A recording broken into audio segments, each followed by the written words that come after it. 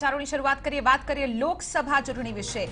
લોકસભા ચૂંટણી જંગ માટે ઉમેદવારી નોંધાવવાનો આજે અંતિમ દિવસ છે। આપણે જણાવી દઈએ કે ભાજપાના બાકી રહેલા 5 ઉમેદવારો રેલી કાઢીને કલેક્ટર કચેરીએ પોતાની ઉમેદવારી નોંધાવશે।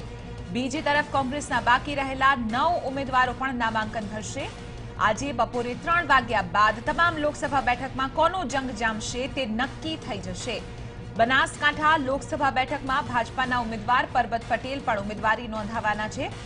પરબત પટેલ ઉમેદવારી નોંધાવવા જશે તે દરમિયાન મુખ્યપ્રધાન વિજય રૂપાણી પણ ઉપસ્થિત રહેશે। તો બનાસકાંઠામાં ભારતીય જનતા પાર્ટીએ રાજ્ય સરકારના પ્રધાન પરબત પટેલને મેદાનમાં ઉતાર્યા છે।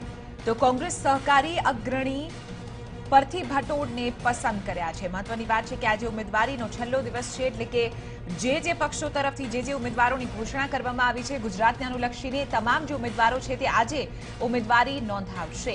બનાસકાંઠાથી ભાજપાના ઉમેદવાર નામાંકન ભરશે। પરબત પટેલ મુખ્યપ્રધાન વિજય રૂપાણીની હાજરીમાં નામાંકન ભરશે। આ સાથે જ આપણે જણાવી દઈએ કે અન્ય જે બેઠકો છે તેમાં પણ જે ભાજપાના અલગ અલગ જે ઉમેદવારો છે તેઓ પોતાના નામાંકનની પ્રક્રિયા હાથ ધરશે।